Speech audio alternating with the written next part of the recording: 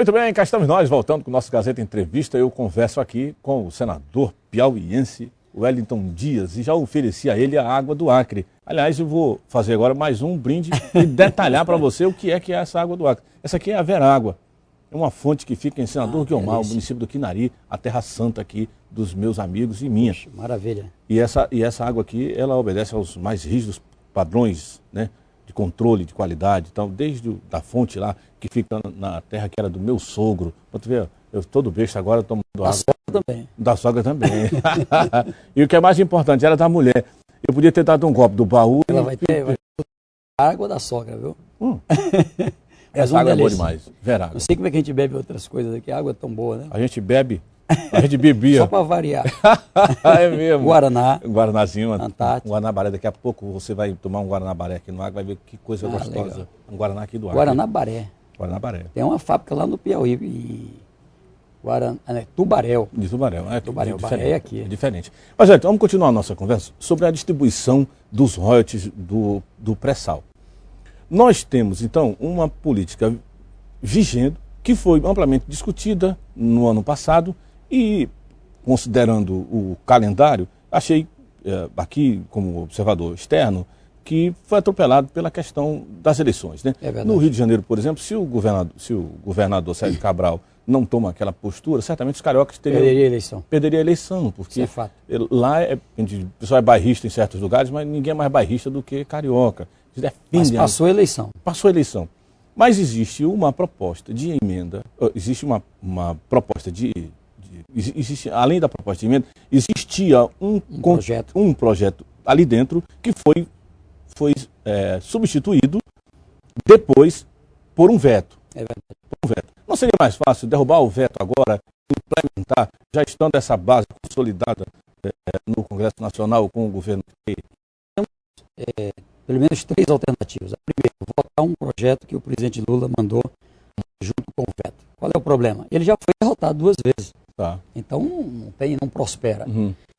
O segundo, derrubar o veto, não é, que foi feito ainda pelo presidente Lula. Qual é o problema? Por que ele vetou? Porque fizeram a distribuição dos royalties e caberia sozinha a União compensar Rio e Espírito Santo. Estou falando aí de mais ou menos 9 bilhões e meio de compensação. Então, o presidente, a União não aguenta. A União está fazendo um corte agora. O presidente diz, um corte agora de 50 bilhões. Vamos cortar mais o quê? Quais são as obras? Me diz aqui que eu vou cortar. Então, nós estamos trazendo aqui um caminho do meio, como você diz. Eu achei legal esse apelo social. A ideia é o quê? Não pode manter o que tem. Essa regulamentação atual foi feita lá no ano de 98, numa crise do Rio. O Rio de Janeiro tinha acabado de regulamentar que o ICMS da energia e o ICMS do combustível seria no destino e não mais na origem. Então o Rio de Janeiro ia perder cerca de R$ 1 bilhão. O que o presidente Fernando Henrique fez? 28 de dezembro, final do governo dele, no apagar das luzes do Congresso Nacional, Natal e Ano Novo. Rio de Janeiro vai receber uma compensação em royalties, criou a figura da participação especial e dava R$ 1 bilhão para o Rio. Ninguém nunca imaginava que ia ter pré-sal, que ia ter essa riqueza toda ali naquela época. Se eu descobrir tantos... O Brasil ali contribuiu para resolver o problema do Rio naquela época. Então o Rio, por essa regra, ele fica com 80% de todos os royalties, não é, existentes para os estados. Isso é inaceitável. Se mantiver, o que vai acontecer? Daqui a mais ou menos 10 anos, esses royalties vai gerar um volume de 100 bilhões de reais. 100 bilhões. 60% ficam com os estados, então 60 bilhões. 60 bilhões. Rio de Janeiro fica com quanto? Exatamente com 45 bilhões aproximadamente, 48 bilhões exatamente. É justo o Rio ficar com esse volume?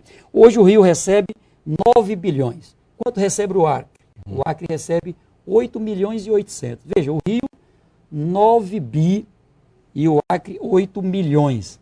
O que tem? Será que o Rio de Janeiro é 1000 vezes mais importante do que o Acre? Nada justifica por nenhum aspecto. Ele é mais pobre? Não, é mais rico. Qual é então a razão? Não há explicação. Então, o que eu compreendo é que essa regra não pode permanecer. Alguém vai perder? Vai. O Rio vai deixar de ter essa regra de ficar com 80%. O princípio federativo vai ganhar, né? Mas vai perder do ponto de vista do que estava? Não, porque isso desequilibraria. O que a presidente colocou? Olha, se derrubar o veto, eu vou ao Supremo, porque o Supremo me dá o direito de decidir sobre as receitas da União. Sim. Então, quem vai prejudicar? Vai prejudicar Rio e Espírito Santo. Então, por essa razão... E esse é outra coisa que eu queria perguntar para você. O legislativo, ele não legisla sobre despesa. Ele pode fazer proposições. É verdade. Né? E vindo essa discussão com você, com o Jorge Viana, que preside, né, e que hoje tem nas mãos temas tão importantes, né? Código Florestal, esse monte de coisa. Vocês formam um time politicamente bastante pesado e no interior da base do governo federal e no interior do PT. Isso pesa vai pesar. Positivamente deixa eu lhe dizer dentro dessa petição. Vou lhe dar só um Já exemplo. conseguiram agregar bastante vou lhe gente? Dizer, eu tive uma conversa com a presidente Dilma, com o presidente do meu partido, lá na bancada da qual eu e o Jorge fazemos parte, com o Aníbal, onde já teve o Tião, enfim. Mas conversamos também com os outros, com o Petecão, com todos os partidos. O que eu manifestei? Olha, eu sou do partido do presidente. Agora, se a alternativa for votar o veto, eu já estou dizendo, eu vou votar pela derrubada do veto. Sim. Porque nessa hora não se trata de uma questão nem partidária, nem base, nem oposição. É defesa dos interesses da população, do povo brasileiro. E defendendo os interesses do povo brasileiro, eu vou olhar para o meu Piauí. Os senadores do Acre vão olhar para os interesses do Acre. Então, o Acre, pela proposta que eu estou apresentando, ele sai de um recebimento de 8,8 milhões por ano para 200 milhões por ano.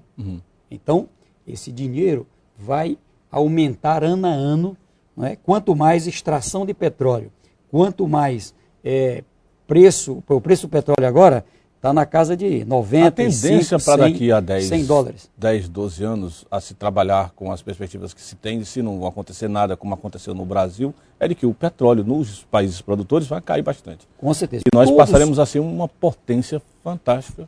Eu acredito assim que a tendência do petróleo, por toda, não só pelas crises no Oriente Médio, políticas, né? Mas é que os maiores consumidores estão estagnados. É o caso dos Estados Unidos, da Europa, Américas, enfim.